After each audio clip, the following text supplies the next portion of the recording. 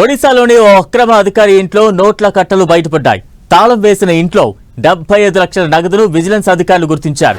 ఆదాయానికి మించి ఆస్తుల కేసులో కటక్ జిల్లా బ్రాంగ్ అదనపు తహసీల్దార్ జితేంద్ర కుమార్ పాండాకు సంబంధించిన ఇళ్లలో విజిలెన్స్ అధికారులు ఏకకాలంలో సోదాలు నిర్వహించారు. ఈ సోదాల్లో జితేంద్ర అత్తగారికి చెందిన ఓ తాళం వేసిన ఇంట్లో అధికారులు 75 లక్షలు దాచిపెట్టినట్లు గుర్తించారు. జితేంద్ర పేరు మీద పలు చోట్ల బిల్డింగ్లు, ప్లాట్లు ఉన్నట్లు విజిలెన్స్ అధికారులు గుర్తించారు. అధికారుల సోదాల్లో జితేంద్ర కుటుంబ సభ్యుల పేరుపై కూడా భారీ మొత్తంలో స్థిరాస్తులు ఉన్నట్లుగా గుర్తించారు.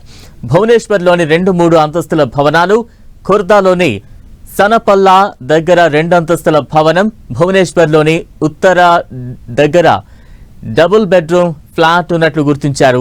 75 లక్షలే కాకుండా జితేంద్రకు చెందిన స్థిరాస్తులతో పాటు అధికారులు 6 లక్షలకు పైగా నగదు, 100 గ్రాముల బంగారాన్ని స్వాధీనం చేసుకున్నారు. భువనేశ్వర్లోని స్టేట్ బ్యాంక్ ఆఫ్ ఇండియాలోని జితేంద్రకు చెందిన ఒక బ్యాంక్ లాకర్ తెరిస్తే మరిన్ని ఆస్తులు బయటపడే ఛాన్స్ ఉందని విజిలెన్స్ అధికారులు తెలిపారు. మరోవైపు జితేంద్ర కుమార్ కు సంబంధించిన పలు ప్రాంతాల్లో విజిలెన్స్ సోదాలు కొనసాగుతున్నాయి. జితేంద్ర కుమార్ మొదట 1995 నవంబర్ 10న కటక్లోని పశు సంవర్ధక శాఖ డైరెక్టర్ కార్యాలయంలో సీనియర్ ల్యాబొరేటరీ అసిస్టెంట్ గా ఉద్యోగంలో చేరాడు.